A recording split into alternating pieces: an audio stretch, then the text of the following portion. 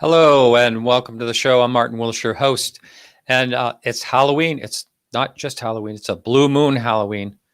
Last time that happened was 1944. So I wasn't expecting to have the show on Halloween, but I wanted to accommodate our great guest this evening, Paul Stonehill. He has such a busy schedule. This is how we worked it out, and so if you're listening to YouTube Live. Next week is going to be not next week Tuesday, but the following Tuesday. We have Irene Prevenon from Australia. She's going to be on. But so if you're looking for the show on Tuesday, it's not going to be there. It will go out as a podcast as usual and over at KGRA Radio. So my guest this evening is Paul Stonehill. He's going to be talking about his book, which is called Russia's UFO Secret. USO secrets, unidentified submersible objects in Russian and international waters.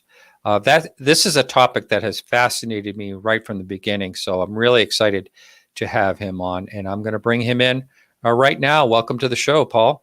Thank you. Appreciate it. Yes. Paul, you were on, I think back in 2016, something like that, long time ago.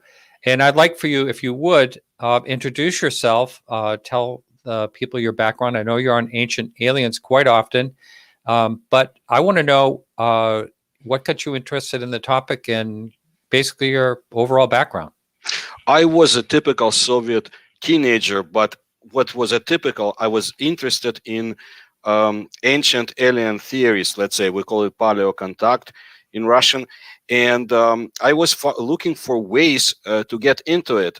And I spoke to somebody who actually observed a UFO back in 1936 when he was a pilot in the Arctic Air Force of the Soviet Union. And I found ways to get information. And we had a very great magazine called Technika Молодежи in the Soviet Union. It still exists. And it broke the ice in many ways. And it was daring magazine. You could read stuff in it. Cosmonauts who reported strange things, or naval officers. And one thing led to another. I spoke to people even after I got out from the Soviet Union. I was able to get in touch with naval personnel, those who escaped to the West or who were here on a brief visit. And I kept collecting information. It is a fascinating subject because Soviet military observers, had observed very interesting things down in the oceans or in the sky, but they couldn't talk about it openly in the Soviet Union except for the provided channels. Such channels included a top secret UFO/USO research program called Setka, which involved the whole of the Soviet armed forces, and they had to report on strange aerial phenomena that they observed. Nobody said UFOs. It was not a term that was liked by the government to be used. And that's how I started. Wow, interesting. And you say, there's a lot going on. And that's what I've been to Russia 5 times now. And I've tried to talk to people there. I've had some conversations, but not into such great length with anyone. But right. But there are many cases that are really well known. One of them is really strange. Before we get into the topic of what you did, sure, for your book, I don't know how to pronounce it. It's something like the Voronezh or something like that. Voronezh, 1989. Yes. I can tell you what, 1989. Oh, I'd love to hear that story. It's so interesting. I'll be brief. What happened is that a number of kids were in a park, Central Park, and all of a sudden a UFO appeared out of nowhere, and there was a robot with a weapon, and then it disappeared and reappeared again. It was a very interesting story. It had been investigated, and the local ufologists have been in touch with them. They reported on the case, and since it was during Gorbachev times, the news broke out and there was international interest. Great case. What I always tell people that don't know is Borisogledsk is not far away from there. And this is one of the most secretive Russian military facilities for aircraft training and testing and Top Guns. And for years, they had experienced loss of aircraft because of UFOs and other objects in the sky, such as in an immobile black cloud that Soviet jets were getting into, but they had a very difficult time being inside that cloud, and they lost all kinds of equipment, and aircraft lost. It came to the point that a local commander appealed to the Setka research program I just mentioned, begging them to send experts to find out what's going on. Why are we losing aircraft? Everybody knew this was no Americans or anybody else. So Voronezh is not far away, and there is also Nova Voronezh, which has an nuclear power station, and there were some interesting things happening all around. I remember late Vadim Chernobrov, who was one of the top Russian ufologists. He mentioned stories. This was going, I think, about 2000, where there was a strange crash in the area, and the military sealed off all the area. This is in New Russia. This was not the Soviet Union. So they recovered something, but who knows what it was. Yeah.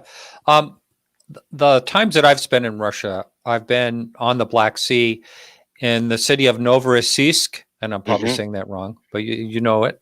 Yeah. Have you ever heard of any type of UFO sightings in that area? Oh, listen, Black Sea, that's a tremendous history. In the book, I have, we have a whole chapter with Philip Mantle. We put together, we got as much information as possible. Yeah, in the whole of Black Sea, there were cases of objects going in and out. And one of the cases I always bring up is by late Kuzovkin, Sergei Kuzovkin, who was a very interesting Russian UFO researcher. He had friends who were scientists, marine scientists. They went down below and they observed a gigantic wheel-like object, like a 10-story building, facing them. They were like in a bathyscaphe. And it was a USO, and then it changed its place, and it was vertical, and then it became horizontal, and it basically moved away at incredible speed. There's been more, even not far from Balaclava, which was one of the most secretive naval submarine bases during the Soviet times, built in the granite rock. They had UFO cases all around. And, I bring up information from scientists, from meteorologists, and military personnel, because they're more likely to be believed than somebody who is just a plain civilian. Sure.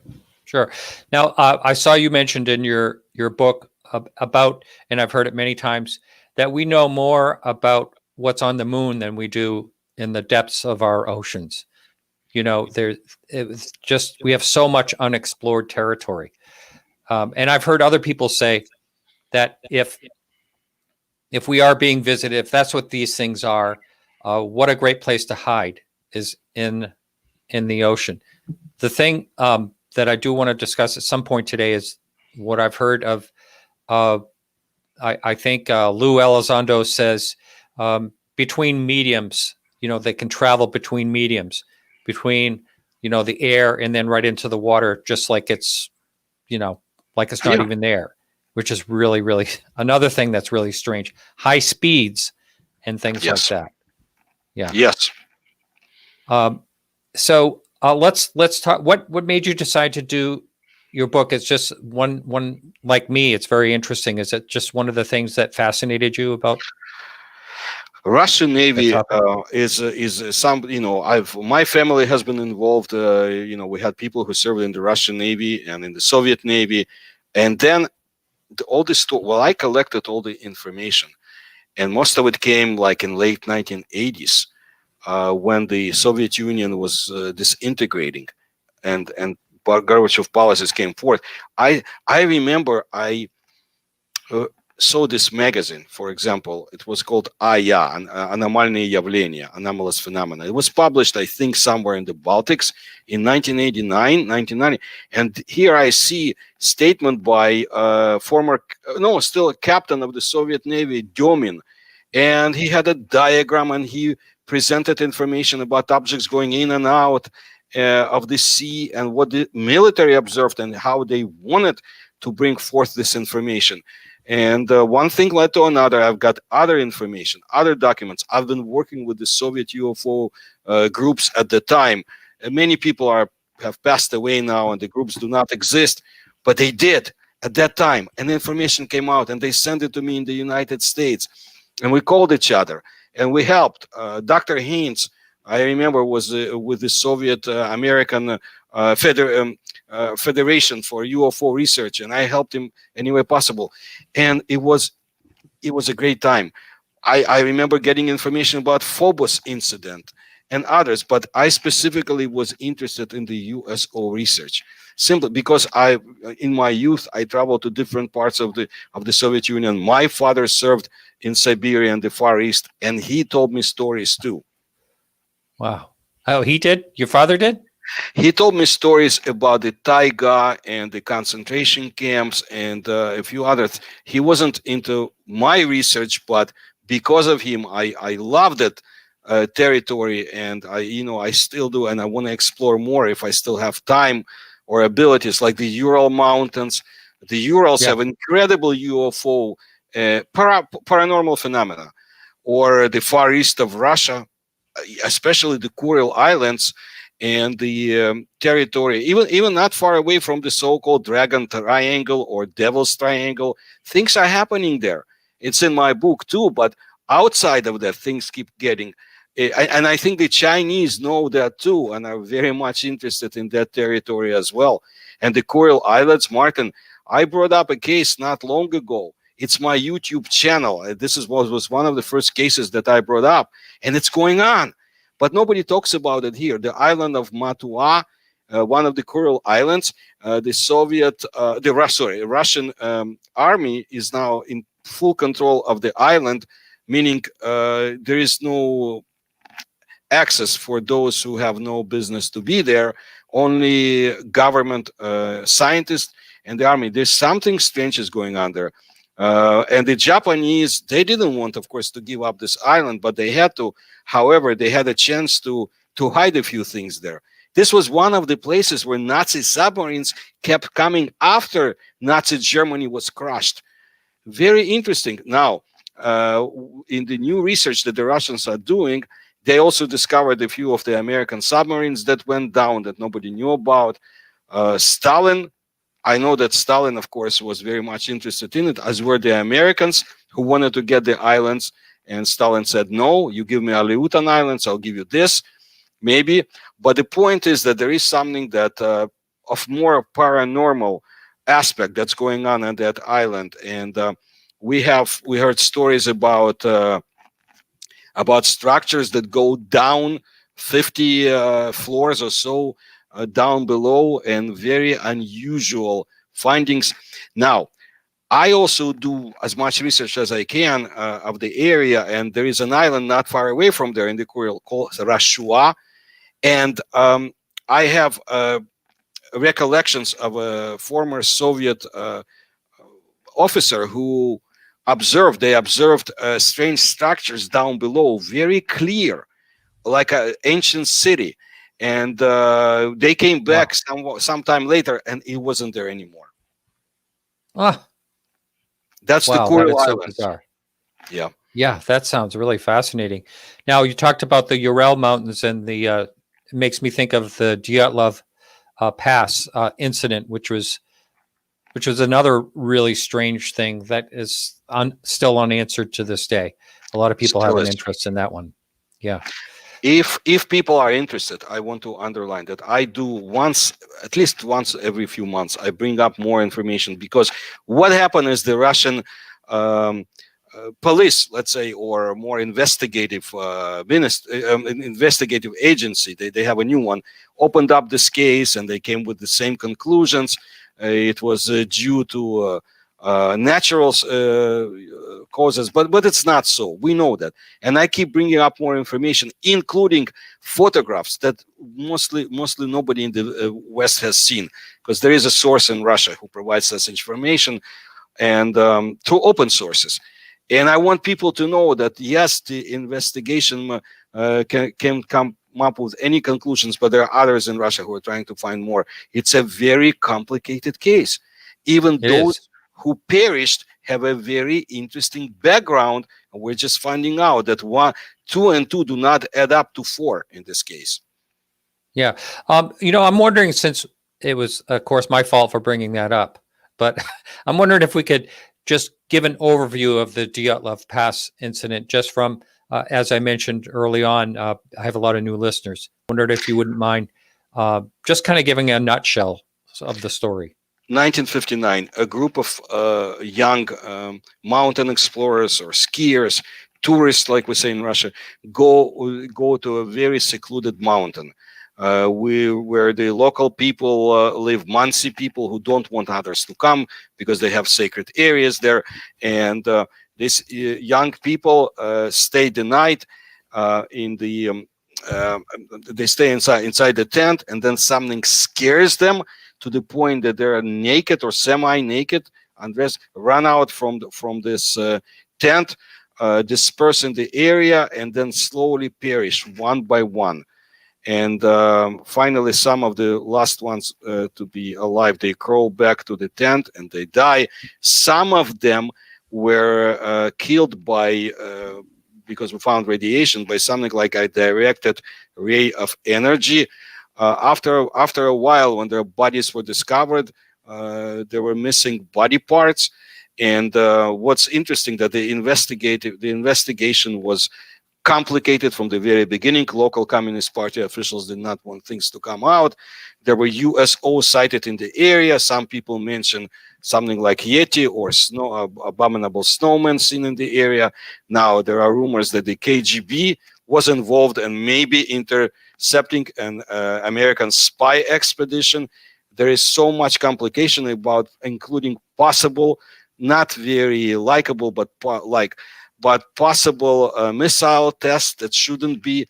It's a secluded, cold area, very cold. You can die from exposure in the polar Ural Arctic. But you got to take the whole Ural Mountains as it is. There are so many paranormal phenomena, and so much of the ecology has been wasted during the Soviet times by unnecessary experiments.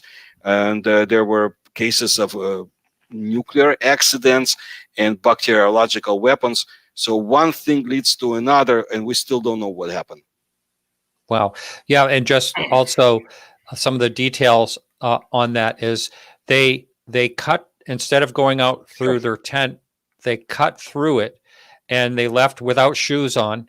I don't think any of them had their shoes on or boots on. And they ran, and they were, they weren't wearing their coats or anything. I mean, they got out of there fast. Whatever it was, they got out of there fast. And they found the tent months later under the snow, and they found the bodies. One by a tree. Obviously, he tried to climb a tree. One of them did, right? Well, he tried to, and clawed, and on the trees itself, they found a residue of something like lasers would be directed, or were shooting at that tree. This is what they found. There's more. Wow. I mean, there's so much more. They also, before that, they visited areas they should not do, like sacred mansi of local people sites, and some people say, well, they were murdered by Mansi because of that. That's the Mansi people are peaceful, and no, I don't want. But there's much more. I mean, including the footprints even that were discovered. Some say, well, there were some people who actually were not, without shoes, and there is more. And some of the objects, like I said, there were a few days before that, they observed UFOs, and also on the day of their death. So it's a complicated case, but somebody in Russia doesn't want continuation of investigation. Wow. Let's see.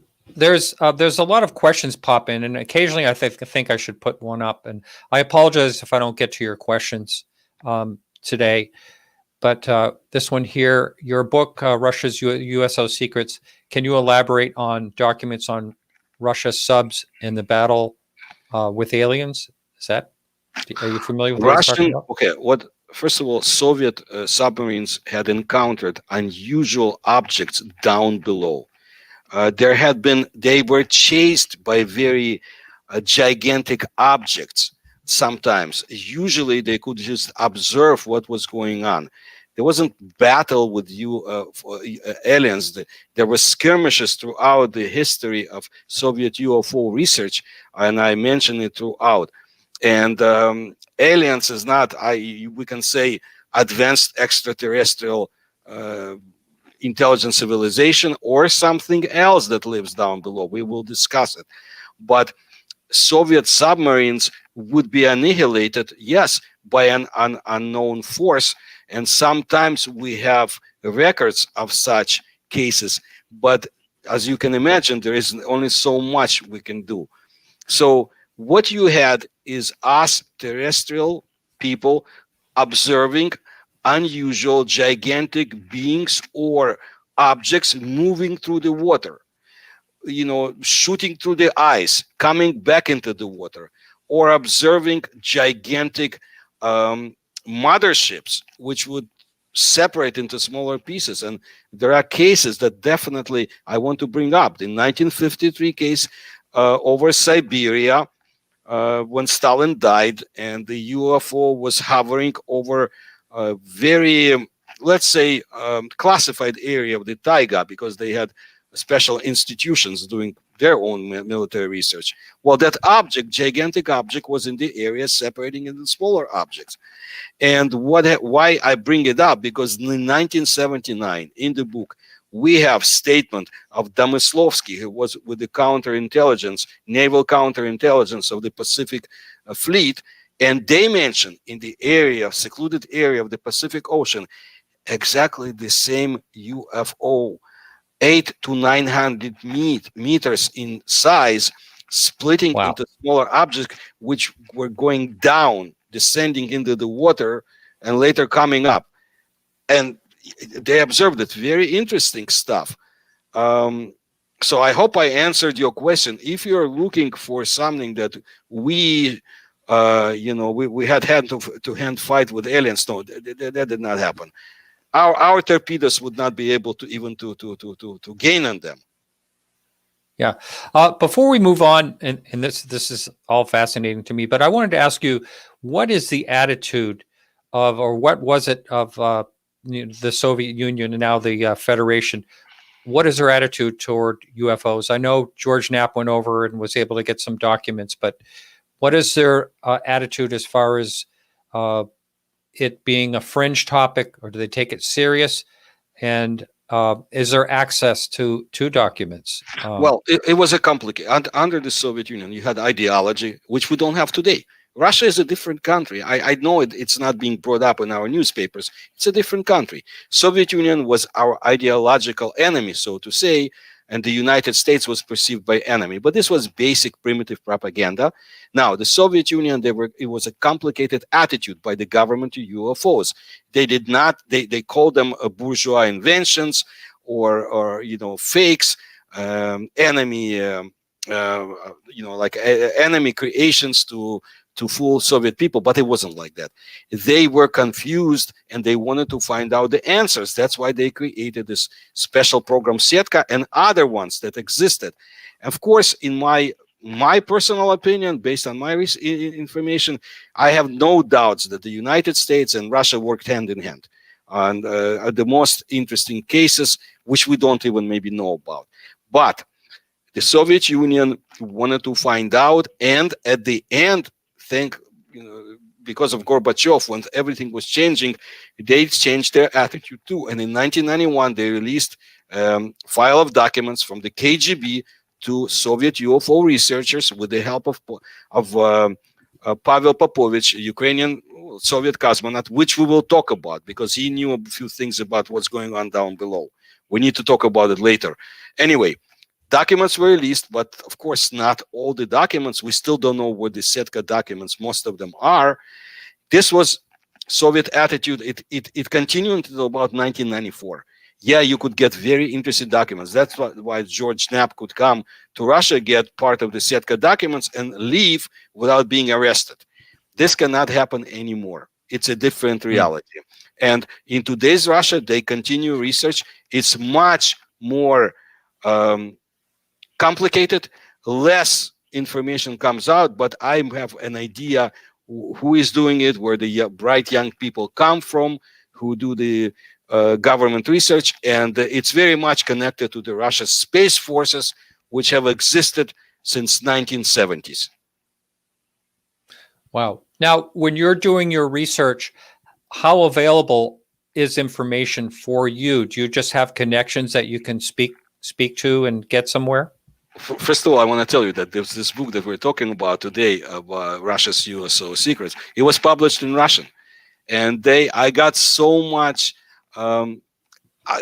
People try to reach out and thank me, and I'm proud of it too. I want them to know history of their Navy and what happened, and they made videos about it. So to many of them, it was a surprise, and I find it interesting because I am a researcher. I know how to get information out. There are very cool still Russian researchers left in the field. Mikhail Gerstein is the first one, still active, still trying to get stuff out. And recently we got more information about Yakutia, for example, a book we were looking for by a local person who is really into this stuff and helps. Other ways, newspapers in Russia today, it's all different. But there was a period where they were publishing interesting stories back in 1990s. Today, I would say they republish all the information. There is not much coming out from Russia today. But because we live in the age of the internet, there are interesting videos that are being filmed in Russia. And of course, it's 75% or more, it's military tests, but not all. People are less afraid. I needed some illustration for my book, and then videos for example, areas in the north, not very open areas around Norilsk and others. And the guy told me, yeah, please use here's the UFO I filmed in 2015. Incredible stuff. You can use my photograph. Wow. And that's good. I'm glad the Russians are more open, less afraid, and want to know more about their country. Yeah, that's excellent. Here's a question Jeff has. There is a lot of anecdotal talk about Russian/Soviet fake crashes and Russian plants. Is there any credible sources for that? Well, crashes. The most interesting one that I bring up is the 1978 shoot down of a UFO by a very interesting person who actually created the missiles that brought down Francis Powers, American spy plane. Anyway, in 1978 in Central Asia, they did manage to shoot down a UFO. I don't know what UFO, where it came from, and they did obtain enough information to improve their missiles. How true it is, I bring up cases and names and involved. Now, Soviet nuclear power plants, and Russian, that's a very interesting case. And I made a few videos about it so people can see and check out sources. Of course, in the books Philip Mantle and I put together, we have information about visits of UFOs to Soviet nuclear plants and inability of people down below to do anything about it. Just like when they visited Dubna, that's a secret facility for nuclear research in 1970s. And the scientists saw this gigantic object over them. And they were calling Moscow, and Moscow, Kremlin said, well, don't worry, we're in control. Moscow wasn't in control. Nobody was in control. And they keep coming to the area, like in other parts of Russia. And very interesting, I bring up information of Gennady Belimov, who is one of the most interesting Soviet and now Russian UFO researchers, who actually published a textbook on UFOs for college many years ago, after the end of the Soviet Union. Well, anyway, he brings up information about UFOs over Russian nuclear power plants and how they were getting soil collected and brought up to the ships. Very interesting stuff. So yes, it does happen, but I want you to be careful when it comes to crashes. I know there are fakes I don't know if intentional or not, that keep bringing up information. Oh yes, the Soviets Oh recovered. yes. Be very I careful. saw the film you're talking about. It looked like it was taking place in the 40s, in the 1940s. That crash. Yeah, that's a fake film, right? Yeah, There's a lot of fakes. It's like KGB yeah, chasing mummies or yeah, alien races. We got to be careful. yeah. Right, right. Stephen wants to know about the divers that encountered what they encountered in 1982 in Lake Baikal, or however you say that, Baikal, Baikal. Baikal, Baikal. Yeah. Listen, Martin, if you ever go to Russia, try to visit this lake, because I hope it's still preserved. It's one of the treasures of our planet. Very unusual lake, because we don't know exactly what's going on at the bottom, even today, and what tunnels are connected to it. Anyway, 1982. There's a whole chapter in the book about the so-called swimmers, but I'll tell you basic stuff. Through the years, I was able to confirm the veracity of the story through my own research. But in 1982, a group of Soviet frogmen was sent to catch gigantic, about 9 feet tall, humanoid beings operating at the lake, at the bottom of the lake of Baikal. A number of Soviet frogmen perished as the result of this unfortunate expedition. And then the order came down through the Soviet forces, armed forces: do not interfere. If you see such creatures, beings down below in the lake or Baikal or Issyk-Kul in Central Asia, a hotspot for UFOs, for example, do not bother them. And then I did as much research as I could about similar cases, about the same timeline in the Soviet Union. And, like we say, lo and behold, we found a case from the Setka files when UFO was crashed, and there was a crash of a military plane, and there was an explosion and a UFO left the area. Well, before that, the Soviet servicemen observed exactly the same creature, 9 feet tall, same looking the same features, and also dressed in the same silvery like suit, or what you call it, whatever you want. And then we bring information about Russian counterintelligence in the Far East. That's next to China. They're worried. And about the same creature observed in the area, and how they studied footprints. Well, there is more. There is more, because we bring information from ancient India and the so-called races who live down below. And we work with an Indian scientist on this, because there is a definite connection going back to the ancient times. And Lake Baikal outside of that had so many cases going back to the 19th century, and of course before, of strange UFOs observed over it. And please remember, President Vladimir Putin went down to the bottom of Lake Baikal in a special apparatus in 2009. Oh, yeah, I remember that. Yeah. Mhm. And he doesn't Wow. do anything without a reason. Wow. When he was there, didn't he find some early vessel, like some pottery or something? That's what I remember seeing when I watched him in that submarine. I think they found something. Yeah, it was staged. They put it for him to find. Of course. But Yeah. but he knows that, if I get stuff with my any effort I can, and I'm a good researcher, I know that, but I also know my limitations. But if I get this, of course they know what's going on. They're perfect. They have a wonderful, I mean, in the efforts that they do, they have a navy that is being built and is going to be one of the powerful navies in the world. They put a lot of money into it.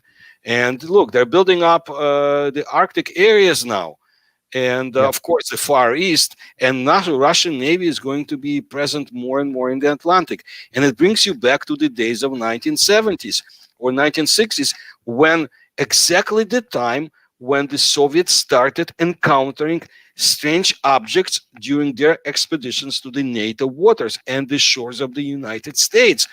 And they were going crazy. It's all in the book, in the chapter about kvakeri, which means those who croak, make sounds like frogs.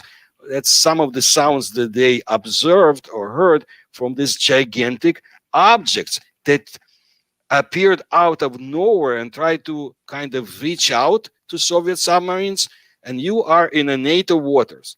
You are on a special mission. Americans can attack at any time because they have the right to, and all of a sudden you see this object, and you know, a Soviet submarine, and think, what is it?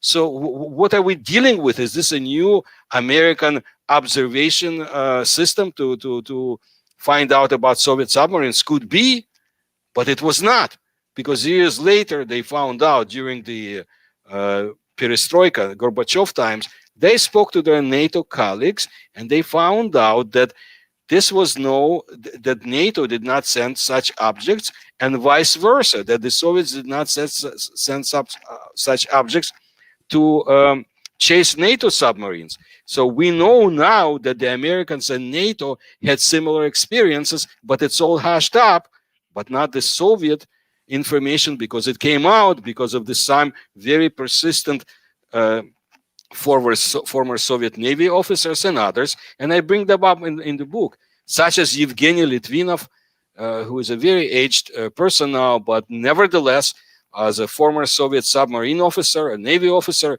he was active in the Russian Geographical Society section for the paranormal research.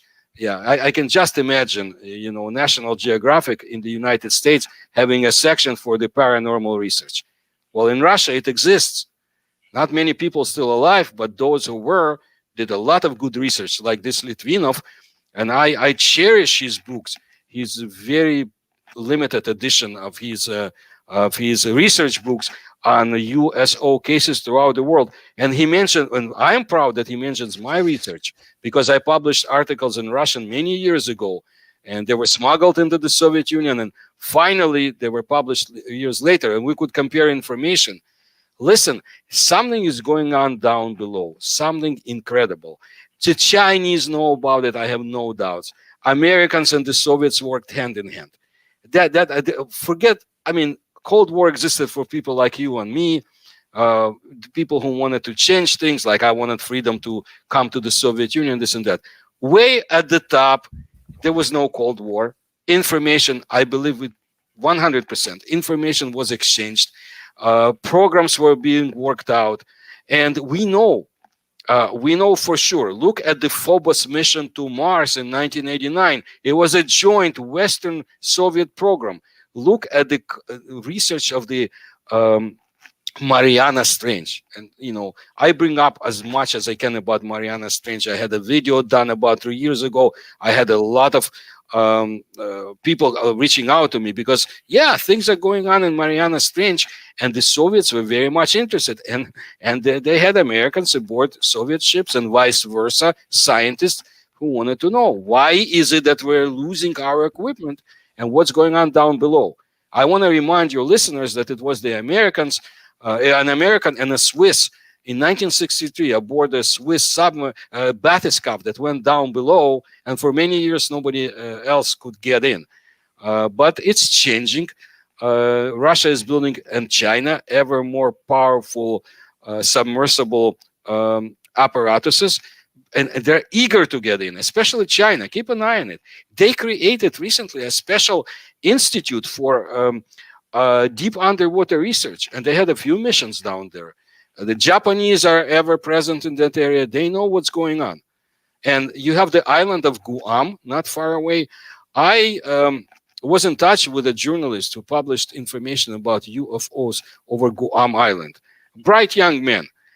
And Americans should know this is the American territory. So try to find out what's going on there. Very interesting. And what I found interesting, Martin, and I want to finish up with this, is that in the midst of the so-called Cold War, about, I think, 1982, and you will see that date throughout my book, the U.S. Armed Forces decided to diminish presence of American forces on the island, and troops were cut in. Why? I mean, this was 1982. China is there. Russia is there. Things are going on our planet that we can only surmise about and speculate, but definitely there are areas of the world that are very interesting to the governments of most important nations. And I would definitely say it has to be the Arctic, the Indian Ocean, and definitely Mariana Trench.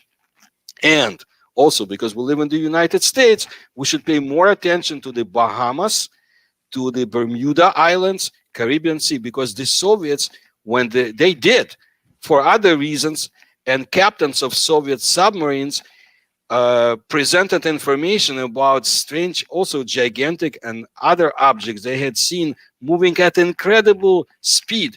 I would say, what, 400 kilometers per hour, like 250 miles per hour, moving past their submarines. And I have names and dates. And this was in the Bermuda Triangle area, also by Bahamas, by other areas. Very interesting stuff. Wow, this is really fascinating. I know Mark D'Antonio talks about being on a submarine and something was going about 200 knots. You know, he was a visitor. He was there as a contractor. Yeah. And it's quite a story. You know, we think about the modern, what we call the modern UFO era, 1947 on upward. Did that sort of follow suit also in Russia? Oh, well, we have, first of all, in ancient, we can go back to the times of ancient Rus and others. And I have, in my books and videos, I bring up this very skilled observer, an Arab diplomat from the Caliphate of Baghdad, who traveled to the reaches of the Volga River to visit local Muslim states and people. And he observed, this was 10th century, he observed an aerial battle in the sky. And the description is vivid. And of course, he was afraid. He started praying, and the local people started laughing. No, we see it quite often. Very interesting. And the description is in historical books.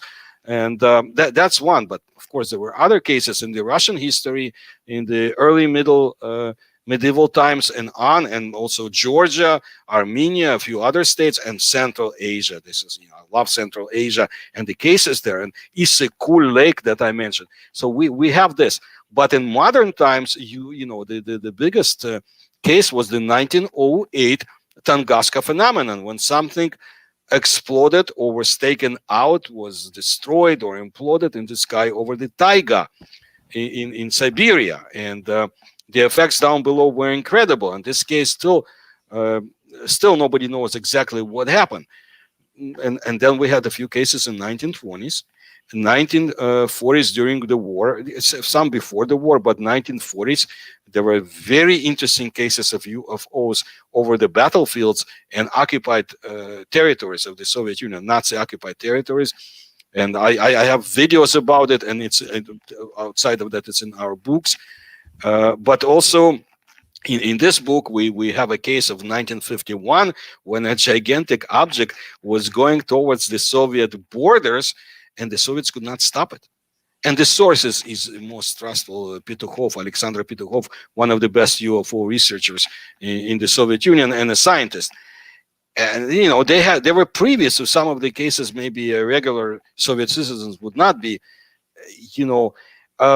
United States has its own UFO history. We respect it, but what I want to say is that United States is but one country. You have incredible size-wise country like Russia, and you have China with their cases. And I'm glad I have sometimes ability to see Chinese developments through the Russian information. They're very much interested on what's going on in that country.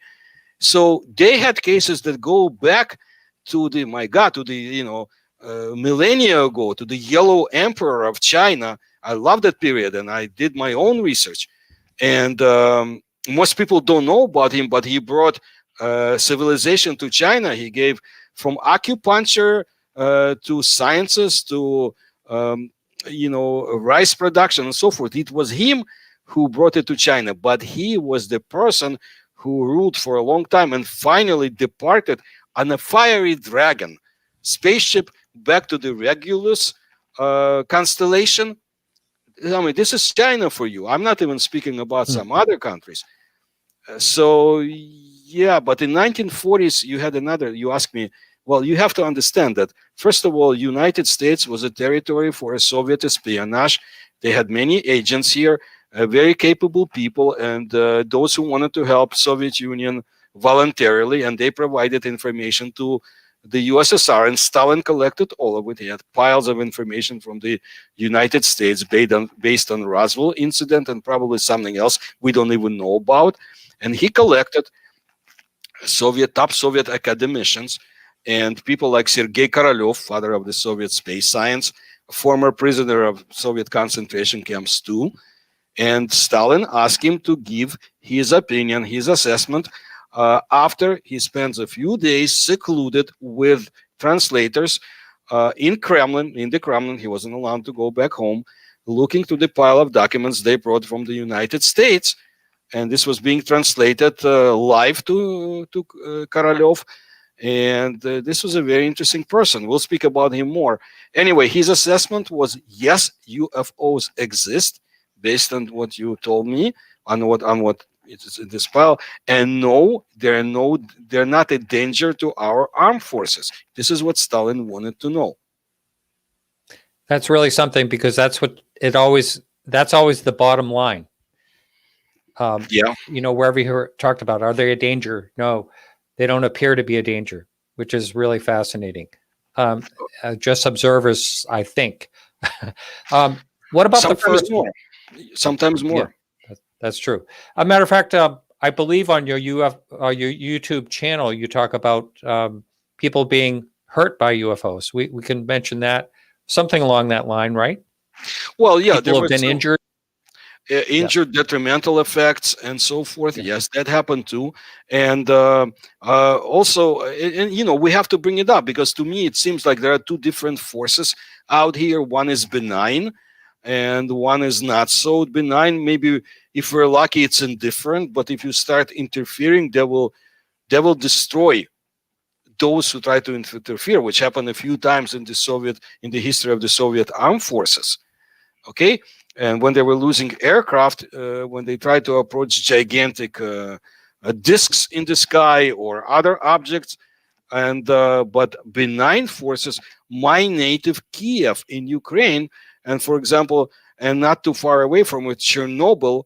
Well, during the 1986 Chernobyl catastrophe or disaster, it was a UFO that was sighted right there on the spot during the explosion in the fourth reactor, that actually diminished the effects of the explosion by a directed ray of energy. And this was confirmed by Ukrainian and Soviet technicians and those present on site, and we have their names in our books too. That's very interesting. That's one. Ecology in the Soviet Union, what the communists did to Russian ecology or Ukrainian ecology, whatever, it's horrible. And because there was no control over their actions, and it will take modern Russia probably a century just to clean up, and they will. Wow. But the problem is, no, that's not a problem. Maybe a solution is that UFOs have been sighted over the most contaminated areas, be it in the Arctic, where Soviet submarines were put down, and and nuclear stuff, nuclear poison keeps leaking out, or in the Urals, or in the Lake Sarez, for example, where it's in Central Asia, where there could be a horrible disaster if the waters from the lake start pouring down into other countries down below. I mean, many cases. And this gives me some kind of hope that at least there is a force out there that's trying to repair what we have done to the planet. And that seems to be a message,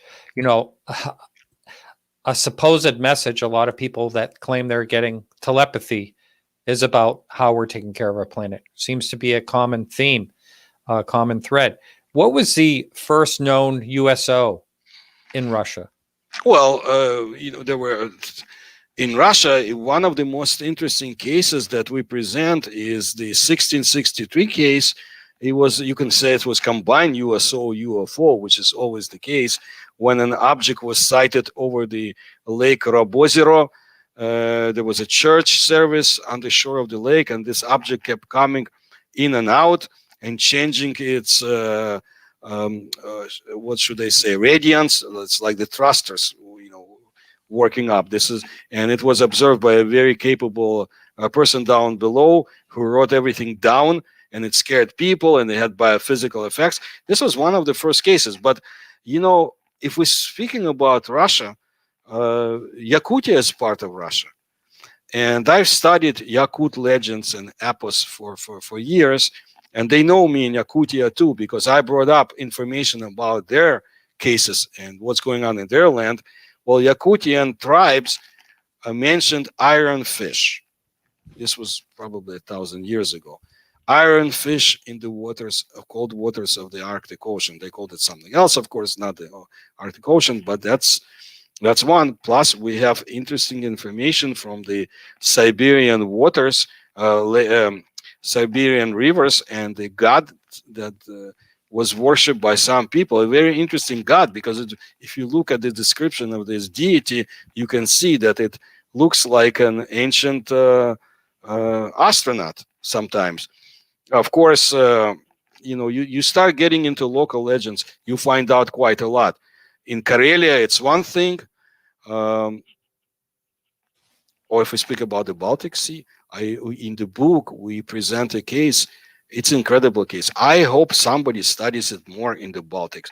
In 1845, there was this fire that couldn't be put down in the Baltic Sea, and it changed the actual aquatic landscape down below. All of a sudden, soil would come up, and the waters would become shallow. And I was on Barnholm Island that was affected. Now, what's interesting is that year, not long before that, there was a strange object, celestial object, flying in the sky and apparently crashing into the sea. And Russian Navy personnel who was sent to find out more about this fire, they observed, it probably has something to do with the incredible floods experienced about the same time in the Baltic Sea, and with this strange object in the sky. People talk about the Baltic Sea object down below quite a lot recently. We don't know what it is still, but here's something from the Baltics. And also in the book, we bring a lot of cases. We bring dozens or more cases going back, from time. Like there was a case from a small lake in Karelia, which is next to Finland, Russian territory, and the strange creatures observed by the lake and the expedition center. I hope it answers your questions. Now, I thought the Baltic Sea, I forget exactly what they call it, Baltic Sea, UFO, or whatever. I thought that was proven to be a rock formation. They have not really ruled out that it's an unknown? You know what? I think that the people who found it keep saying that, well, there is something more to it, and they want to have more expedition. I think they're looking for money. That's not my specialty of interest. I'm more interested in Russian cases. But I think you should keep an eye. More and more objects are being found now at the bottom of the sea, and will, because of the technology. With our new satellites can observe much more. And I am more interested, to be honest, in for example, Yucatan Peninsula. I had the chance to be there twice, with the time period of 17 years between my visits. But I did talk to local people. I was doing my own research while being there, and I talked to local Mexican authorities because I know that the Soviets, their submarines were operating in the area. We don't know a lot. We just know some rumors, some information came out that they observed underwater roads, incredible roads leading from the Yucatan Peninsula into the sea, and maybe a few interesting structures. And recently there was information about discoveries in the Yucatan, ancient Maya ruins, and more and more. And there are things in the jungle that hopefully are being protected by the local authorities from smugglers we don't know about. Yeah. Wow. Okay. Well, it's time for us to go into break. Okay. So hang on. We'll be right back in just a minute or two.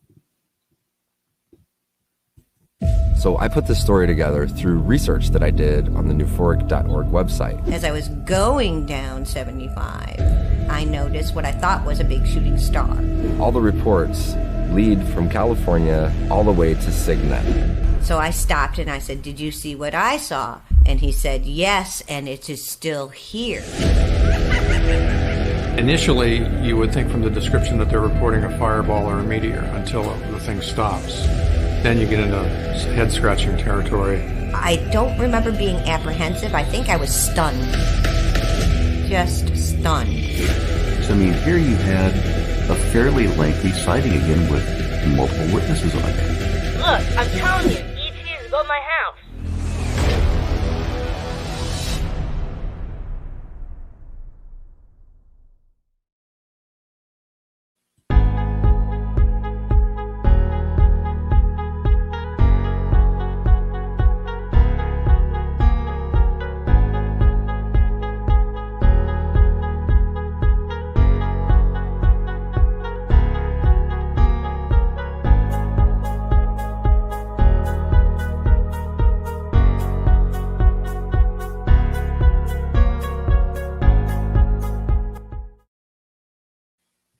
That clip, that trailer I just played, is called a UFO Halloween.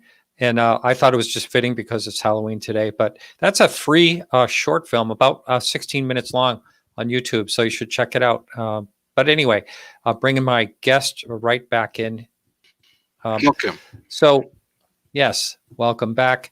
Thank you. And Paul, so yeah, this, I feel like we could talk for hours about this, and I'm sure you probably could, because it's just so fascinating. And you know, if you are ever out on a boat or out to sea, or like for instance, you know, just plain swimming, there's always like you know, I've done a lot of diving in my life, but I never have like any type of fear or something like that. But if I'm swimming on the surface, it's always like a mystery of what's below. You know, you have no idea what's below you, whether it's going to get you or not. But so there are, you know, you talked earlier about this thing that looked like a great big gear or something under the water. That's so fascinating. But someone did ask in the chat room if you could elaborate more, if you knew anything more about what were described as 9-foot creatures. Well, sure. Baikal. Yeah, and you know, they were similar creatures were later seen in other water bodies of the Soviet Union, but 9 feet tall humanoid-like creatures who did not need any breathing apparatus while operating down below. That's the description. No, they didn't, not 4 legs, not 6 arms, humanoid, which is, you know, like us, which I think, in my opinion, most of the intelligent life in the universe will look like. But that's what had been observed. And again, similar description from the Setka case that Soviet scientist Yermilov, who, like a number of Soviet scientists, was not afraid to study ufology under different names, of course. And I find it interesting, and maybe it's shaming the United States scientists, because here we had in the USSR, under a totalitarian regime where ideology did not want you to study UFOs, you still had scientists who were not afraid to go ahead and study UFOs. And some of them suffered. Some of them were demoted, some lost jobs. Nevertheless, like Felix Ziegel or Professor Burdakov, whom I had the privilege to know, and he was a great Soviet scientist, Russian scientist, missiles, space programs, had his own theories about comets being used as spaceships by intelligence life somewhere, and who asked questions about the Phobos program and others. And here was a scientist who was not afraid of what other scientists think about him, or debunkers, or other, you know, busybodies. And we found out because of these people so much. And even Burdakov, he met with, remember 1982? I mentioned it a few times. Now, yeah, same year, Professor Burdakov meets in Moscow with great Hermann Oberth. I say great because he was like Tsiolkovsky into they were the fathers of modern rocketry and basically space travel. And they met in Moscow in 1982, and they exchanged opinions. And Burdakov, outside of that, was writing quite a lot about the Phobos and others, and he met with cosmonauts or Ajaja. I have a whole chapter about Ajaja in this book, and I ask people to read it. Ajaja passed away in 2019. But before then, he brought up incredible amount of information, Vladimir Ajaja, and former submariner. And because of him, maybe we find out more about the Navy research, because he was the one given a new job by the Navy after the Communist Party fired him from his position for his lectures and his daring deeds to bring up more information about UFOs. He was fired. So the Navy hired him and gave him the job to write a scientific document on the problems of such objects in the waters. This was incredible. He got what he wanted. I don't think he revealed till the end everything that he personally had experienced. He couldn't. There were some secrets they couldn't release. But he personally observed a USO, very unusual object, when he was aboard the Severyanka submarine in his younger years. Anyway, here was a scientist who was active. He helped create this, the first Soviet UFO organization, officially registered back in 1990. And he was helped by a Soviet cosmonaut, Pavel Popovich, who also Ukrainian, and who was instrumental in getting scientists like Ajaja and researchers protection from those who wanted to harm them, so to say, in the Soviet Union. And Pavel Popovich was the one who received the KGB documents on UFOs back in 1991. We had other scientists like academician Troitsky, who was actually in charge of a somewhat civilian program to get information from the population on UFOs. See, the military program, secret military program, was not enough. They needed more information. And because of that, you can see in the book, based on what we found out, findings of that program, UFOs and USOs in the Arctic Ocean, other areas. Or we speak about scientists. Vladimir Lukin, who was in charge of the Antarctic expeditions and was very instrumental in the Arctic research for the Soviet Academy of Sciences, he himself observed a UFO in the Arctic, he and other scientists, and he was not afraid to speak so. So he came to the editorial offices of the Russian Anomalia newspaper in 1997. He sat down and he told them of his experiences. I cannot see anything similar in the United States. I don't understand why. I see something similar like that in China, where billions of yuans go for such research, and who knows how many groups exist in China to study UFOs. But it's all government research. Of course, very little of it is released, but still it goes on. I remember how curious the Chinese were when I gave a lecture in Hong Kong speaking about Soviet ufology, Russian cases. They're very interested in this stuff, and I think nobody belittles UFO researchers like you see here. You have semi-literate journalists in our media, who put down serious people who do research. If you compare Bruce Maccabee to CNN reporters, there is no comparison. But yet they make fun of UFO researchers or debunkers that that come out every time some interesting information comes outside. This happened to me in 1993. I was able to get a story published, an article in OMNI Magazine about Soviet UFO researchers, Russian UFO researchers at the time, and how we should help them and bring bridges. Of course, I was attacked immediately. We should not publish information like that in the... What the hell? This is not Soviet Union. What do you mean you cannot publish information like this? But in my interviews, I always want to bring up one fact. American debunkers, their books were published very much in great numbers in the Soviet Union. Donald Menzel, You at one Yeah. on one point, UFOs were considered to be ideological creation of the bourgeois society out to fool innocent Soviet people. At the other hand, Donald Menzel and his books are published. So that's Wow. what the world we live in. Wow, amazing, really amazing.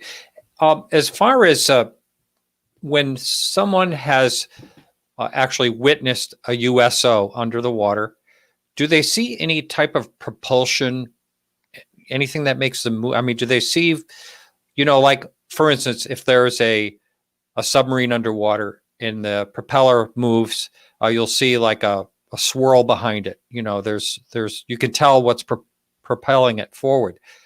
Is there any type of propulsion noted that you're aware of, or noise?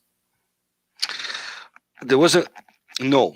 There are different descriptions in the book of different cases, from the Red Sea to Indian Ocean, that we present, that describe UFOs, or objects that go in and out of the water in different ways, and that they have different characteristics to them. But what's interesting, that most of the objects, based on my analysis, do not have any external thrusters or equipment that needs to move them along, so to say. And we present a case about, when I say we, Philip Mantle, I want to bring up his contribution. He's a great British researcher of ufology and my co-author. Anyway, there is a case of the Soviet submarine that surfaced not too far away from the United States, and they observed a gigantic cigar-like object in the sky. And this was no American airship. They knew it was much larger. Well, it had no rudders. It had nothing in it. It was just a cigar-shaped body. It emitted light and so forth. And then a radar did not register it, but it went down into the waters and down below, and it disappeared. So you have objects that can come out from the waters into become UFOs, and then go down, become USOs. Others, I remember that we put recollections of, for example, late Krapiva, who was a Ukrainian former submariner, and I knew him also. We exchanged a lot of information, and he mentioned lectures that he attended by submarine officers, and they talked about this and this subject, but always they started speaking about most interesting, these strange objects they saw down below. This was during the Soviet times. Gigantic objects, movable at incredible speeds, rising up. They could see them in periscopes at incredible velocity through the waters.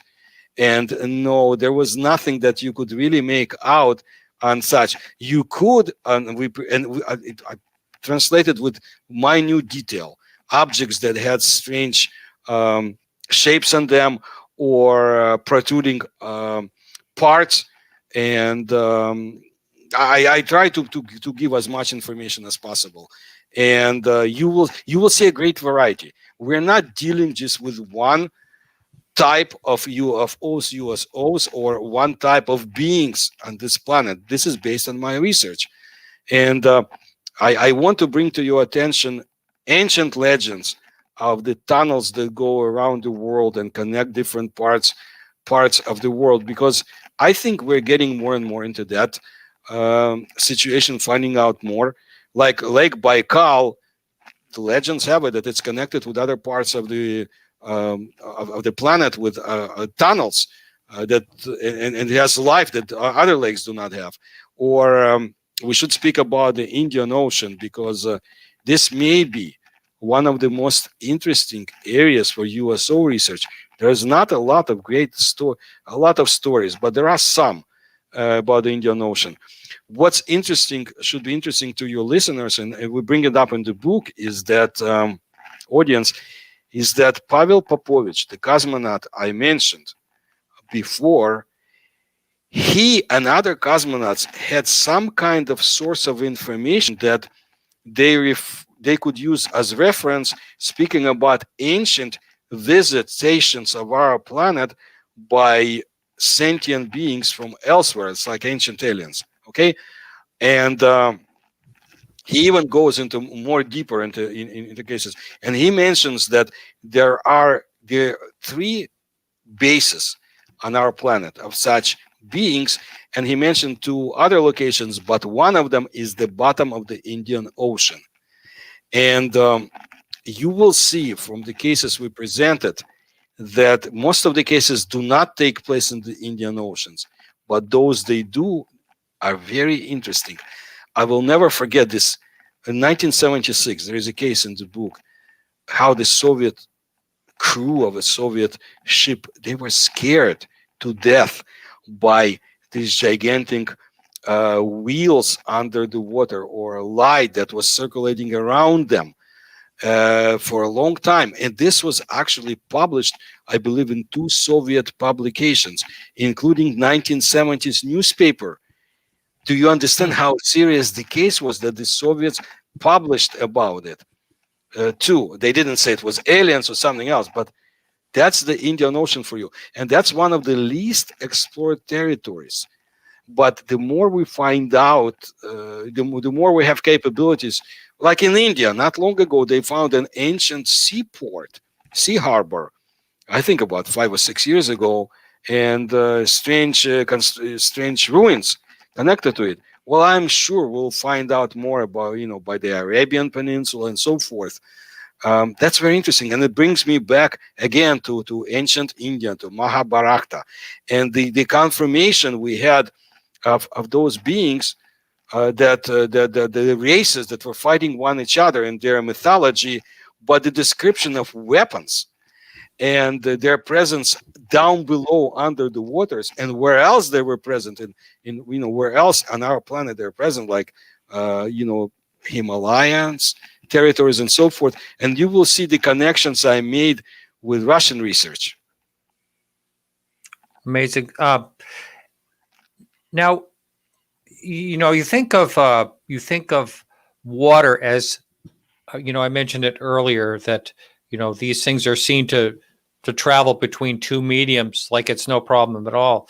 But anything in water, anything that moves through water, it's so dense, pushing it forward for even a submarine to do, 20 knots. It takes a great deal of energy. And how can someone even fathom something that they see going 400 miles an hour in the water, under the water? I mean, how can you even speculate how something can do that? I don't know. How can a living organism survive moving at such incredible speed and then stopping all of a sudden? It's incredible.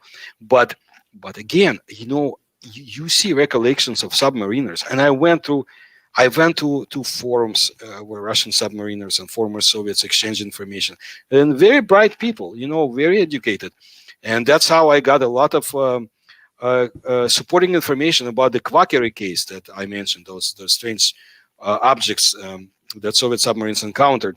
And one of them recalled how their submarine was hit by something, or another one recalled that in the waters where those Kvakery were observed, how one of them moved at incredible speed next to the submarines, and they just couldn't. The scientists aboard the submarines couldn't understand how can something living be aboard the submarine. So maybe it's not a living organism. Maybe it's being manned by robots. For example, we just don't know enough because nobody captured the submarine like that. It's impossible. But I am sure 100% that China, USA, and Russia at the very top level, they have to exchange information like this. And based on what Russian researchers, such as Yuri Stroganov years ago, brought up, that somehow information came out that back from 1950s, probably from 1956, there has been cooperation between world powers when it came to UFO research. And they cannot neglect and presence like this in the oceans. No way. I know the Russian Navy will not neglect it. And maybe one of the reasons why Putin is putting so much money into the buildup of the Navy is not so much any threat from the United States. It's non-existent. If you think about it, you don't see a threat from Russian Navy to the American Navy. China, well, you can speculate about the South Sea Islands, this and that, but they also do joint trainings, I think, once in a while with other countries. So I don't want to be naive about the subject, but also I don't want to overemphasize something that doesn't exist. I want you to look on land, in the sky, and underwater. Things are happening. Our governments are trying to build up defense systems. They know why. For example, look at the Space Force creations that President Trump recently did in the United States. And this is, following the Soviet Union and Russia after decades. They had it from 1960s on. And they have very capable young people, young scientists who operate space forces and all the technical needs necessary for new satellites and so forth. They know there is something in the sky. I remember in one of my videos about the Russian space forces, I mentioned that in 2017, they had about 600,000 cases of objects coming into the atmosphere from outer space that they're studying. This Wow. is 600. And then now you have the United States active. You have China, which is extremely active. And I pay attention to what they do on the dark side of the moon. Furthermore, I mentioned, that's my separate research, how China is going to land on one of the asteroids where supposedly there could be observation stations by so-called aliens of our planet. It's going to happen. I believe in 2024, if I'm not mistaken. And China is building up underwater scientific facilities. They're not shy about it. They definitely bring forth this information. So I don't think the United States will be far behind. And Russian scientists are working on getting ever more deeper into the, for example, Mariana Trench. So, you have similar efforts all over. Now, they don't always work together. Sometimes it's easier to get funding from a Congress or Duma, Russian parliament, when you say, well, the other ones, they're building up weapons. We need to do something similar. That's how they get research money. But more and more developments are taking place. Yeah, that's amazing. It would be great. I mean, it seems like it would be a goal where countries could work together and try to solve the mystery. It would be good for everybody. It will be great, of course, but you cannot. United Nations is not something you can count on, and somehow they have to work together. But people ask me sometimes, well, what's going to happen if aliens land, or how would? Look, we have so many diverse cultures on this planet. We have so many religions, so many beliefs, and it's hard to explain to some of them what can happen, what would happen if, and developments that have happened. And it's too bad, because their beliefs will come in conflict with the fact that we're not alone in this universe. And more than that, we have had cases and legends and stories of visitations in our past. There are very interesting facts to confirm it. And it's in the ancient writings of India and China, and in Russia you can find cases like that as well. But you can't escape it. Look, in Southern California, for example, you have Catalina Island. Yeah. Few people in Southern California realize the scope of UFO sightings in the area and USOs. And even less people understand that this was a forbidden territory in World War II. For special American forces were being trained on the island. Who knows what else was happening? Well, there are different stories about this place. Or some people talk about Malibu and unusual sightings in this area. But you go forward, you go on like Northern California or Oregon. I remember years ago, there was a story that I kept from a local newspaper, probably in early 1990s, about this unusual noise that was recorded coming from down below, from the ocean, Pacific Ocean, and they couldn't understand what it was. And I think they never came to the conclusion what it really was. But such noises are heard not only in the American waters, in other areas too, and very, very unusual phenomena. And I want to be straightforward with your audience. In my opinion, more than 70% of what has been cited is military.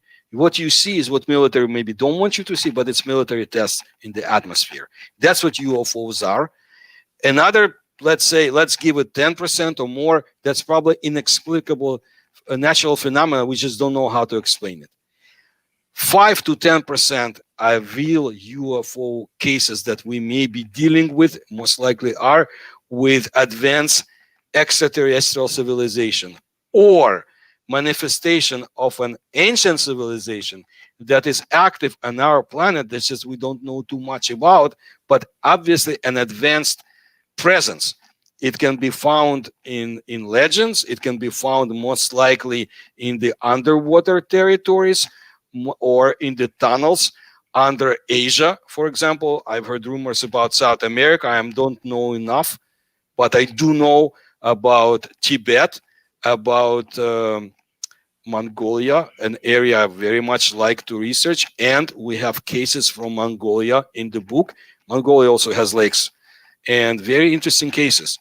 And I always bring forward information from Ivan Yefremov, who was a great Soviet Russian scientist.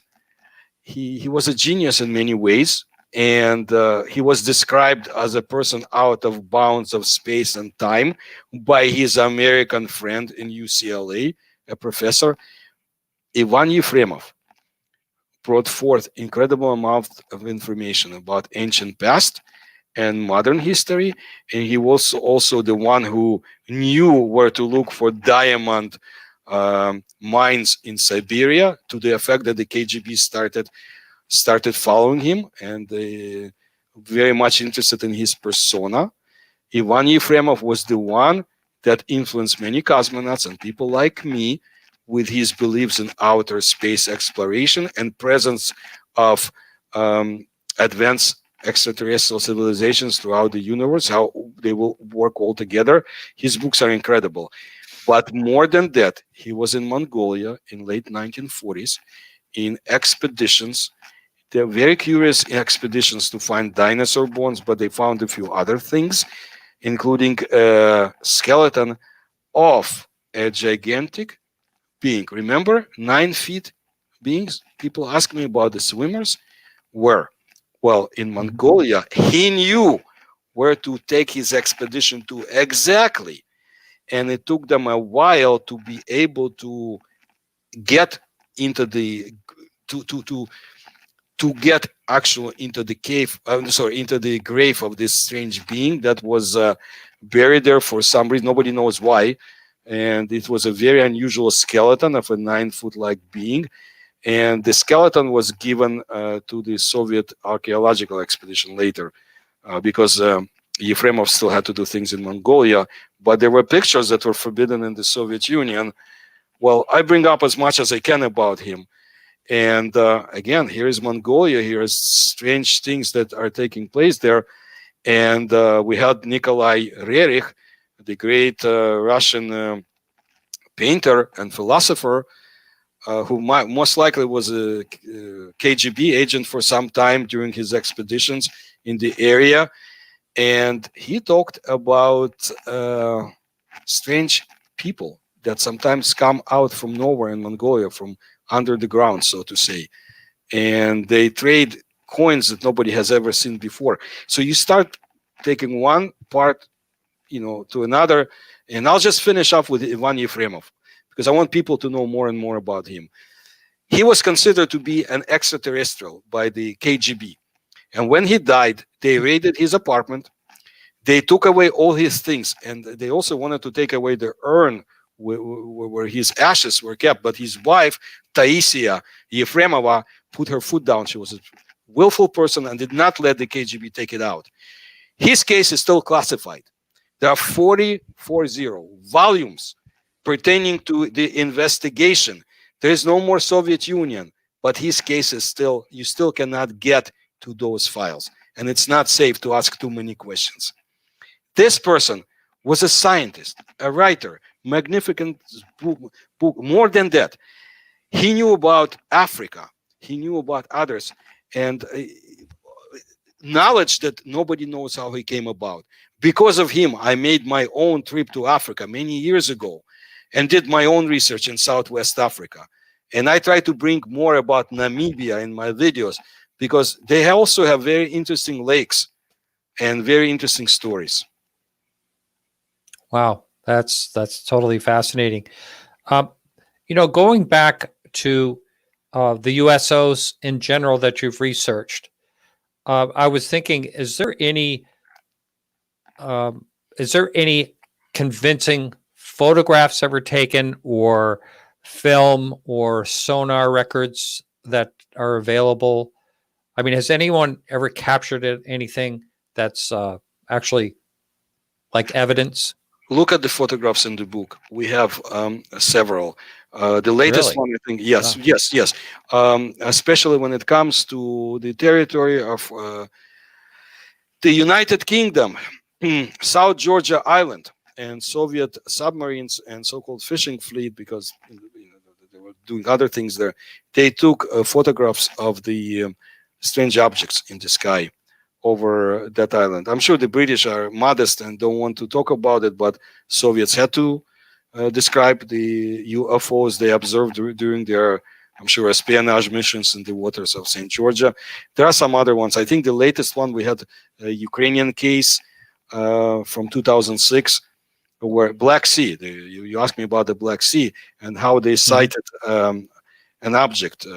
It was aboard, I believe it was aboard a Russian submarine, but the Ukrainian scientist was present, and not a photograph, but I think, what is it called? I forgot, but you will see. It's a photograph, but with some other technology. It's in the book. A few other illustrations. I think one of the most famous Soviet photograph taken of an object that was ascending from the waters next to the Soviet ship. It's there. So whatever we were able to collect, and I got from the former Soviet Union and so forth, it's there. And in my other research in the YouTube channel, for example, like I said, I get photographs from modern Russia or whatever other depictions we can get. Sometimes videos too. It's not, you cannot keep things like that under lid too much. You cannot. And the time comes when people want to know. I always bring somebody I really respected. It was our former president, Gerald Ford, when he was a congressman, and how he was adamant about getting forth information from the U.S. Air Force about cases. Mid-1960s, there was so many UFO cases here in the United States. But I compared them to cases in Soviet Union, Central Asia, for example, during the horrible earthquakes in Tashkent, about the same time, but there are cases all over the world. And fascinating, people wrote to me, Americans, they say, Paul, you brought up this case in 1960s, but this is what I saw when I was a child in Chicago, for example, UFOs over this part. I'll never forget it. And, people start exchanging information. Well, Gerald Ford brought forth this information. And, there were a few others that bring photographs. I'm sure they're locked up, incredible photographs, in the archives of Russia and the United States. And I am not sure if we will see them. It's not for me or you to decide, but hopefully one day. Yeah. I like you said earlier what your thoughts were on what these things are. And that was interesting. I heard many people talk about, the possible the military is possibly, a segment, and the anomalies possibly a segment, and then the possibility of extraterrestrial. And then I have never heard anyone say what you said about the ancient part of that. That's the first time I've ever heard anyone ever bring that part into it. I think that's pretty interesting. Absolutely. I always want to give to give honor to Soviet scientists who started speaking about so-called ancient alien hypothesis, paleocontact. That's paleo contact from the ancient times. That's what they called it. And we're publishing as much of their views as possible. And I bring up Garbovsky in the book and how much information he collected, Alexander Garbovsky, or other writers, even going back to Alexander Kazantsev, who was a Soviet engineer, who was actually the first one who started bringing information about 1908 Tunguska phenomenon as being an explosion of an alien spaceship. Look, he was well connected. He was never purged in the Soviet Union in 1930s under Stalin, although he was in New York for a special exhibit in 1939. I forgot what it was, a world exhibit, something like that. He was here. He had incredible connections. Because of him, people like that, Kazantsev, and his beliefs in also ancient civilizations coming to our planet, that's how ufologists started in the Soviet Union, under the guise of lectures about the Tunguska, or this, they could start speaking about UFOs back in 1940s when Stalin was, of course, still alive. That's one thing. But we had others, and I gotta tell you, well before Western writers, they exposed information about ancient aliens. But they are civilians, even if well connected. But then you had Pavel Popovich, a cosmonaut, who spoke about, or Leonov, another cosmonaut who recently passed away. I had nothing but respect to him, although his role was very different in UFO research than Pavel Popovich. Well, anyway, although he did not believe in the presence of any so-called aliens anywhere in the solar system, he nevertheless said that we know that our planet was visited millennia ago by advanced extraterrestrial beings. There were, and it's not the only one. So this is very interesting stuff. And it brings up, we don't know what they discovered, what they had in their hands. In my research, I always bring up information, by the way, which Professor Burdakov, whom I mentioned before, he talked about it, about the Soviet scientists being given an object back in early 1950s to assess and to give their explanation about what is it that you're holding in your hands. Top scientists. And they couldn't at the time. Well, today we know what a microchip looks like, but they didn't know back in early 1950s. I mean, if somebody told me this story, I would say, okay, where is the source? Professor Burdakov, again, who worked for 32 years or more in the Space Vehicle Design Bureau of Sergei Korolev, who wasn't afraid to speak about UFOs when he worked in the Pulkovo Observatory. Here's the source. And we had more. Kiev, where I am from, had a very interesting case. It was about a so-called rocket, which was discovered for the second time back in 1940s. It was discovered before, but then they did not want to excavate it under the Tsar's times. They had more modesty, let's say. They didn't want to deal with something they didn't understand. In 1946, there was no modesty. They uncovered a rocket ship-like object in Kiev. Apparently, they cut it in several pieces, they being whoever was in charge of the expedition, and it was transferred to Moscow. What's interesting that according to the son of one of the archaeologists who worked into this, inside that rocket ship, there were writings similar to ancient Sanskrit, the language of India. Mm-hmm. Wow. This was, and still, there's only very little information about it. But also in 1953 in Kiev, there was a KGB operation to uncover a chest, which was also contained ancient manuscripts, which described something like Star Wars battles, okay, in many languages. And somebody who was on site but was afraid to speak for years about it, he spoke about it.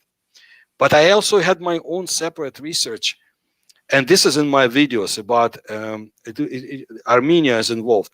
But what happened is, during the, if you remember the Alexandria Library, almost everything was burned by fanatics, all the books, but not all. There was a manuscript and a map of ancient Mars, which only had one satellite, not two, one satellite. And this was found its way to Armenia in ancient times. And there was a case of the KGB, one of the KGB agents actually getting his hands on the manuscript. And it's a fascinating story. I believe, I give my conclusion, but I think that document is one of the most important archives in Armenia still today. And I give dates and more than that. So here's another one. But it takes you now to another territory, which is fascinating, and Mars and its two very interesting satellites, Phobos and Deimos. And I know that Buzz Aldrin could give much more information, I'm sure, than he gave recently, speaking about this strange monument on Phobos. I know what the Soviet scientists knew based on my information from Professor Burdakov and Marina Popovich. I met her in Los Angeles many years ago, and she gave me the photograph and a few other information bits about the strange demise of the Soviet spacecraft in 1989. Bottom line, Phobos most likely is an artificial creation put in the orbit of Mars, who knows when. Our governments know about it, and they are eager to get to it.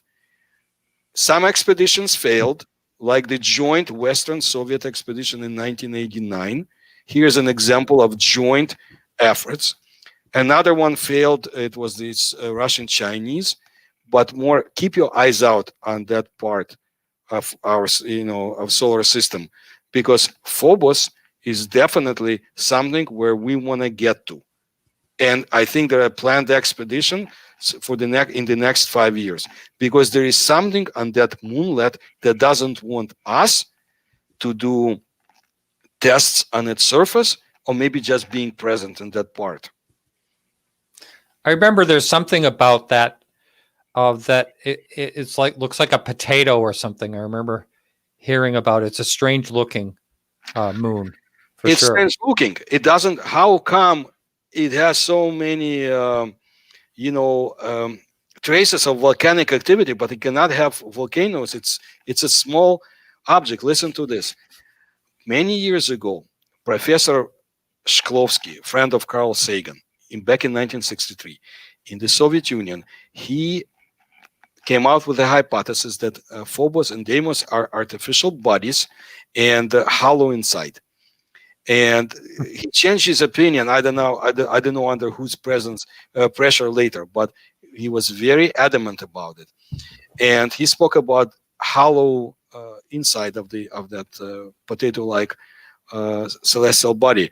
Not long ago, European scientists, I think it was about 4 years ago, confirmed that Phobos is a hollow body. It's like wow. But it's the Americans also. You know how it was discovered? Let's put it in italics. Discovered by an American astronomer, for sure, in 1876. Until then, nobody knew about their presence, right? Except Jonathan Swift knew about it. And in the Travels of Gulliver, he describes two moonlets of Mars. And if you have time, your listeners, they should go back and read the description of those strange moonlets and compare to what we know about them today. So here is this ancient knowledge that somehow we get bits and pieces of it, but it's fascinating stuff. Yes, that is. And, if you want to speculate about, say, if we've been visited, it wouldn't have anything to do with our development and our time now. If we're being visited, we could have been visited for 1 million years or however long, there were species walking around this planet. We could have been visited because if there's another civilization, an intelligent civilization, or many intelligent civilizations out there, and they're actually figured out how to travel here, it would have nothing to do with our time now, because for our times to line up, you know, doesn't really matter. Remember the Ural Mountains. I always tell Americans who visit Russia, it's a wonderful, very picturesque territory, but it's full of mysteries. And one of them is of the nanotechnology-like objects found by Russian geologists back in early 1990s. And I know those people. I corresponded with some of them, and they sent photographs of those objects. It's like something exploded in the Urals, and the diameter of the explosion was probably hundreds of miles, and it most likely it happened about 300,000 years ago, based on what they could do to date it. And of course, the objects were found deep below the soil, not on the surface. And I wish there was money to study this, because there are still people in Russia, still the scientist who was observing it, she still has it in her safe, and others do. But there has not been serious study of these objects. But they said, look, it's not our military. They went to the military, Russian military, and they said, no, this is not our projects. This is not something that we could even do today. This is very interesting stuff. Again, Ural Mountains, and there is more about the Urals.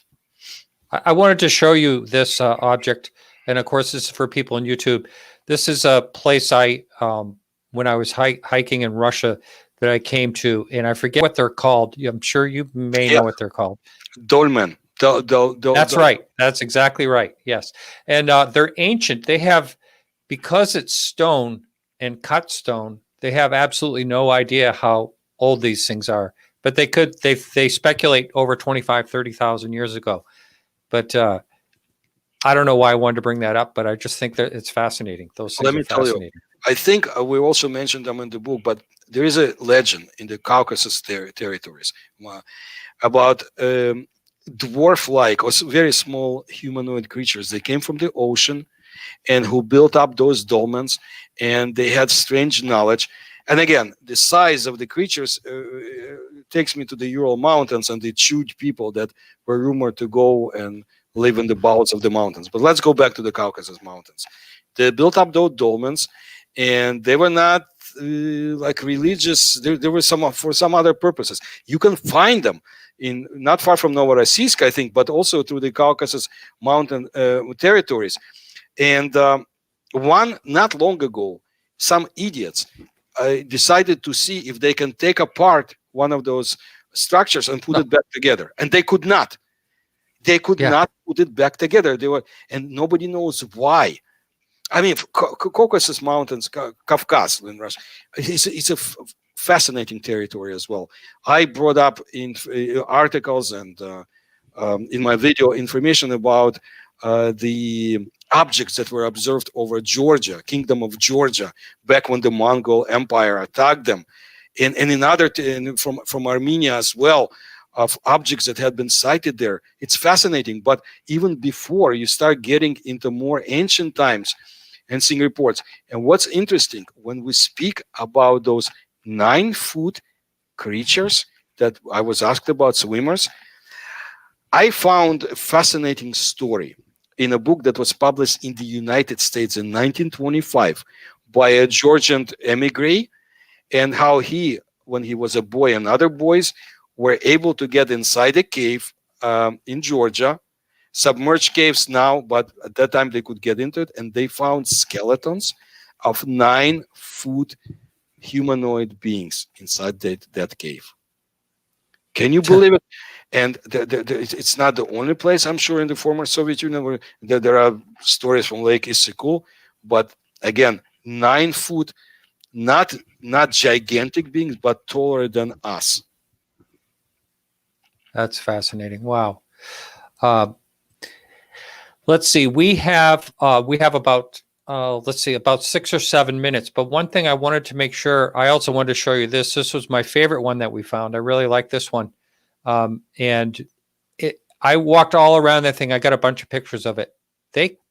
I can't believe the way they cut into however long ago it was, where they'd cut from one rock right into another. And that always fascinates me with, early architecture around the world, how they can cut stones so amazing with what type of tools. Absolutely. Yeah. Yeah, Yeah, absolutely. that's great. One thing I wanted to make sure that we got across there besides your book, and by the way, anyone listening to the show, in the show notes and also on the sidebar on my website, podcastufo.com, you will see access to this book that we've been talking about this evening. But what about your YouTube channel? You're doing some great shows. A number of people in the chat room wanted me to tell you that they really liked your channel a lot.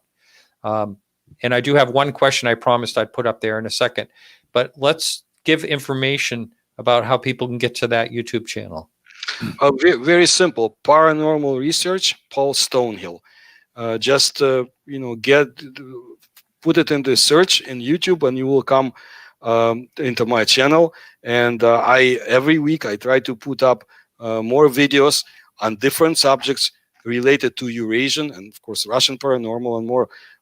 For example, I want to work on the cases from the 18th century. It was a magnificent and bloody century in the history of my country, but many things happened. Many things were found, and pertaining to let's say paranormal research and strange people who conducted it. And I promise I'll bring more videos about this subject, but also about other aspects of Russian and Central Asian and Chinese paranormal.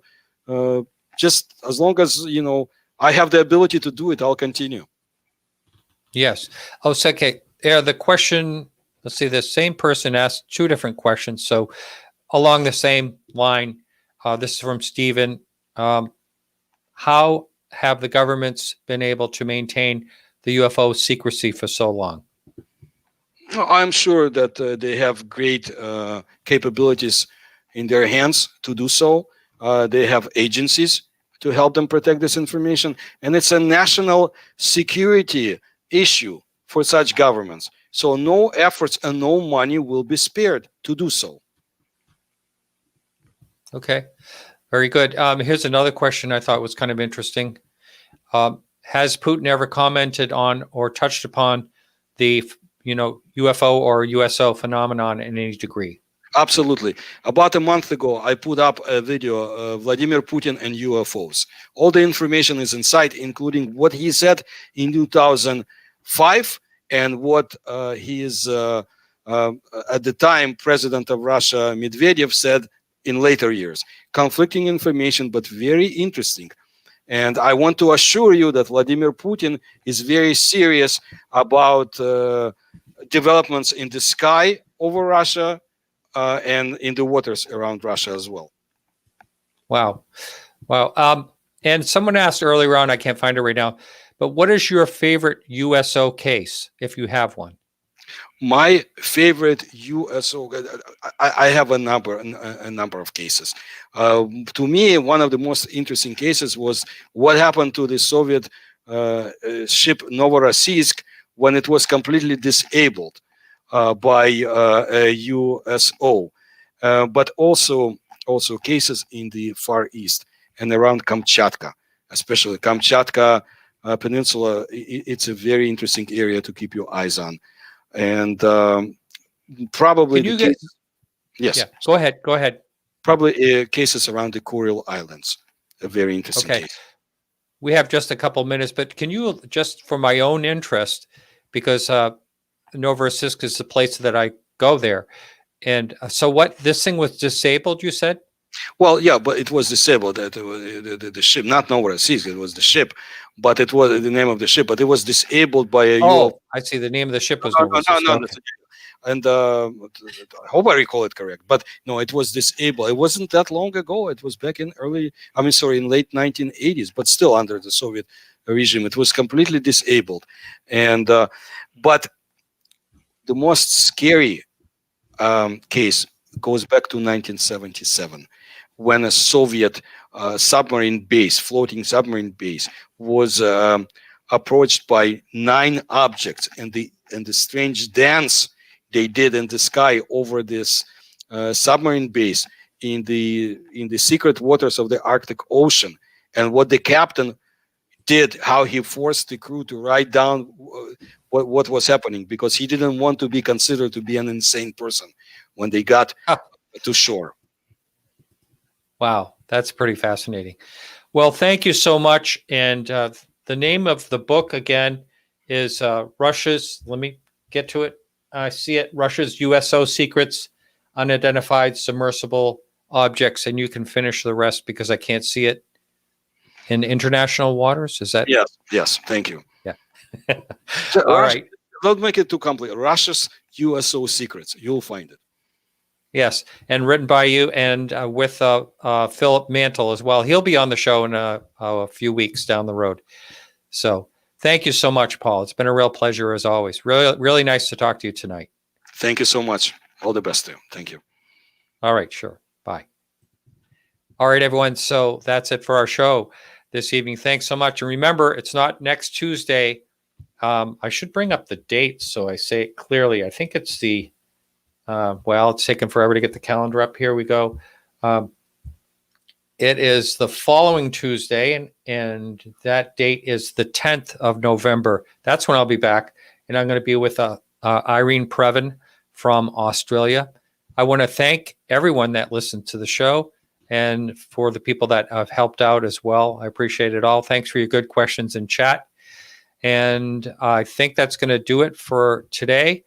And happy Halloween to everyone. And remember to keep your eyes to the sky. Look for witches too.